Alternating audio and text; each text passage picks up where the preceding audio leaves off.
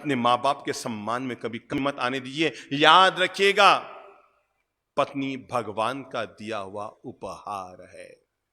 देश भर में लाखों लोग सुन रहे हैं, मैं हर इंसान को जीवन का ये निर्मल पाठ पढ़ाना चाहूंगा। पत्नी भगवान का दिया हुआ उपहार है, उसे खूब प्रेम दीजिए, खूब भरपूर। पत्नी भगवान का दिया हुआ उपहार है, उसे खूब प्रेम दीजिए। पर एक बात हमेशा याद रखना, पत्नी भगवान का दिया हुआ उपहार है, पर मां बाप उपहार में आए हुए भगवान हैं, उनके सम्मान में कभी कमी मत आने दीजिए। मैं वो संत हूं जो लोगों को इस बात के लिए मोटिवेट करता हूं, अपनी धर्मपत्नी को भी संभालो, पर घर के वयोवृद्ध दादा दादी मम्मी पापा को नजरअंदाज तो मत करो, क्योंकि धर्म पत्नी तो भगवान का उपहार है, पर मां बाप और दादा दादी तो उपहार में आए हुए क्या है? बोलो बोलो, भगवान है। और भगवान को भूलकर आदमी दुनिया में जी ले, ये संभव नहीं होता है। इसलिए जब जब हाथ खर्च के लिए पत्नी के हाथ में 5,000 रुपये पकड़ाते हो, तब तब 1,000 रुपये ही सही अपनी बूढ़ी मां के हाथ में जरूर पकड़ाना। मम्मी ये लो ये लो ये लो, क्योंकि पत्नी तो आपके 5,000 से साड़ी और श्रृंगार का सामान लेकर आएगी, पर आपकी माँ, आपकी दादी माँ, आपने जो 1,000 रुपये दिए हैं, वो या तो गाय को चारा खिलाएगी, और या फिर मंदिर में चढ़ाएगी, या फिर थानक में खर्च करेगी, या फिर 7 क्षेत्रों में, सधर्मी भाइयों में, शास्त्रों में, किताबों में, धर्म में खर्च करेगी, और लास्ट में अगर बच भी गया तो आपके लिए छोड़कर जाएगी। क्योंकि पत्नी की तो आदत होती है, उसके पास अगर रुपये बचेंगे वो आपके पास नहीं जमा कराएगी, उसको लगता है मैं अपने भाई के पास जमा कराऊं, जब जरूरत होगी मैं ले लूंगी। वो मरते दम तक भी पीहर पे ही भरोसा करती है। इसलिए जब जब धर्म पत्नी को दो ना, 5,000 जरूर दो। मैं तो कहता हूं 10,000 दो, 1,00,000 दो, क्यों ना दो, है तो जरूर दो। मैं कभी नहीं कहता कि धर्म पत्नी को मत दो, मैं ये कहता हूं जब उनको देते हो तो उसका 10% अपने बूढ़े माँ बाप को जरूर दो, क्योंकि पत्नी ने आपकी जिंदगी संवारी है, पर मां बाप ने आपको जिंदगी दी है। इस सत्य को जिंदगी में कभी मत भूलना कि ये वो महान मां बाप है जिन्होंने जिंदगी आपको दी। आपको याद होगा सन 2009 में जब हमारे इंदौर चतुर्मास हुआ था दसरा मैदान में, हम यहां से उज्जैन गए थे। उज्जैन होते हुए फिर हम जोधपुर की तरफ गए, तो उज्जैन में वहां के समाज ने एक बड़ी जगह पर हमारी प्रवचनमाला की। तो वहां हम एक जगह जहां ठहरे हुए थे, तो एक सुबह सुबह का समय था। एक बूढ़ी माँ जी, कोई 85 साल या 90 साल की रही होगी, उनके साथ एक युवा महिला थी, और वो उधर से गुजर रहे थे। वो उज्जैन में है ना मंदिर, महाकालेश्वर मंदिर, तो वहां दर्शन करने जा रहे थे और पूजन करने जा रहे थे। गांव की महिलाएं थी, दोनों जा रही थी। एक बहुत बूढ़ी महिला, एक युवा महिला, दोनों चल रही थी। अचानक मैं बाहर ही खड़ा था, मंदिर से जाकर आया था, तो उन्होंने कहा महाराज थोड़ा सा माँ जी की तबीयत ठीक नहीं है, कपड़े खराब हो गए, क्या हमें एक बाल्टी पानी मिल जाएगा? मैंने कहा बहन ऐसी क्या बात करते हो, आप आराम से अंदर पधारो, आप हमारी बहनें हैं, प्रेम से पधारो, सत्सम्मान पधारो, अंदर बाथरूम है, रूम है, आप आराम से उपयोग कर लो। तो उन्होंने हमें धन्यवाद दिया, और वो युवा महिला उस बूढ़ी महिला को धीरे धीरे हाथ पकड़कर लेकर आई। उसने माँ जी को नहलाया धुलाया, उनके खराब हो चुके कपड़ों को बहुत मुस्कुराते, मैंने देखा वो जो भी काम कर रही थी बड़ी मुस्कुराते हुए कर रही थी। गंदे कपड़ों को उसने साबुन से धोया, सुखाया वहां पर, और बड़ी मुस्कुरा के काम कर रही थी। गेट पर वापस आई, कहा महाराज हम लोग 1 घंटा में वो महाकाल के दर्शन करके वापस आते हैं, थोड़े कपड़े तब तक सूख जाएंगे, हम ले जाएंगे महाराज, हम जाके आ जाए। मैं कहा बहन आराम से पधारो, आप निश्चिंत होकर जाओ, आप हमारी बहनें हैं। इंसान होकर इंसान के काम आना, ये तो इंसान का पहला धर्म है, बाकी धर्म सब बाद में होते हैं। पर जब वो रवाना होने लगी, इतनी मुस्कुराते हुए, बूढ़ी माँ जी का हाथ यूं लिए हुए, इतनी मुस्कान के उनको नहलाया, इतनी मुस्कान से उनके कपड़े वगैरह सुखा रही थी, इतनी मुस्कान से बूढ़ी माँ की सेवा कर रही थी, मुझे लगा ये जरूर इनकी बेटी है, क्योंकि बेटी के अलावा दुनिया में कोई बुढ़ापे में मां की ऐसी सेवा नहीं कर सकती। जब वो रवाना होने लगे तो मैंने बहन से कहा, मैंने कहा बहन एक बात पूछो? कि हाँ महाराज बोलो बोलो महाराज बोलो। मैंने कहा बहन एक बात बताओ, ये जो बूढ़ी माँ जी है ना, ये रिश्ते में आपके क्या लगती है? कहने लगे महाराज कैसी बात करती हो, रिश्ते में मेरी भगवान लगती है, भगवान। हम समझ नहीं पाए भगवान लगती है मतलब क्या? अरे महाराज ये भगवान है मेरी जिंदगी में, रिश्ते में मेरी भगवान लगती है। मैंने कहा बहन मतलब कि साहब ये वो महान महिला है।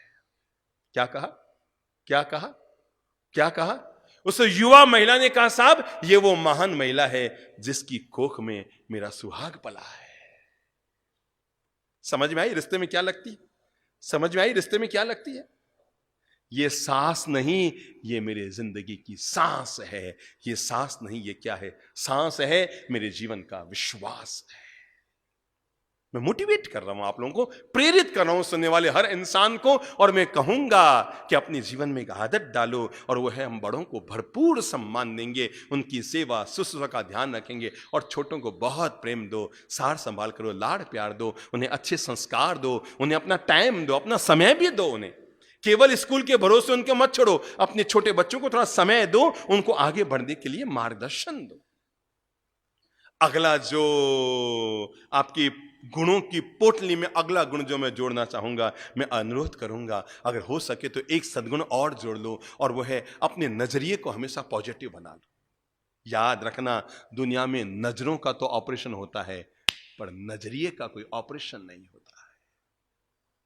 नजरें खराब हो जाए तो उनका ऑपरेशन होता है, पर नजरिया खराब हो गया उसका कोई ऑपरेशन नहीं। ये जो पवित्र बातें और विचार हैं, यही तो इंसान के नजरिए का ऑपरेशन कर सकते हैं।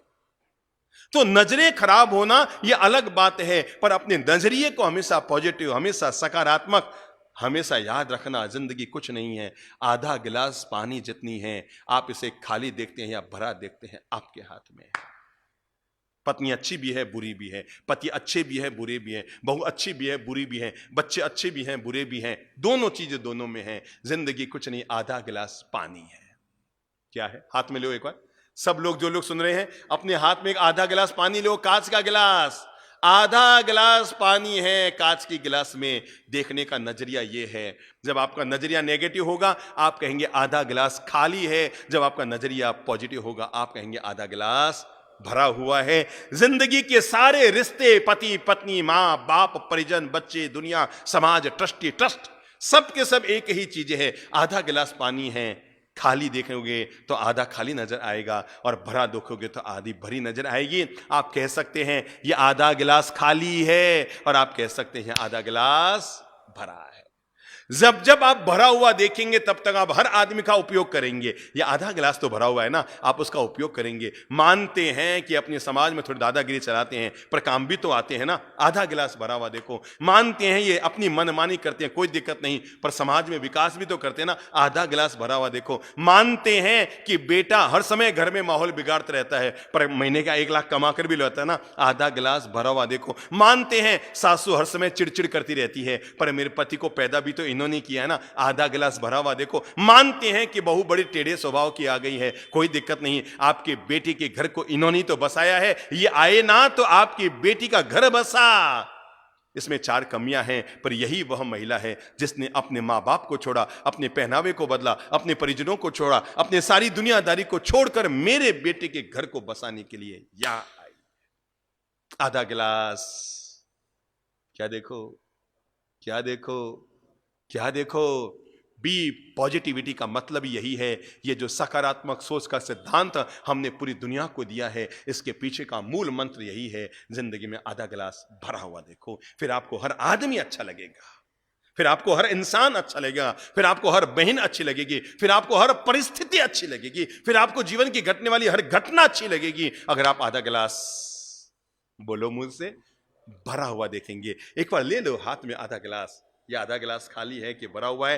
रात को सोना तो अपने बेडरूम में, जहां जिस दिशा में आपके पांव हैं, सामने वाली खिड़की में आधा गिलास पानी भर के रख देना। और जब सुबह उठो और आपको यह फैसला करना है आज का दिन मेरा सुख का दिन है कि दुख का दिन है। क्या आपको अगर सुबह उठते ही ये देखना है कि आज का दिन आपका सुख का दिन है कि दुख का दिन है, तो कुछ मत करना, पहली नजर उस गिलास पर डालना। अगर भीतर से आवाज आए गिलास आधा खाली, समझना आज का दिन भी खाली, और नजर आए आधा गिलास भरा, समझना आज का दिन पूरा भरा पूरा।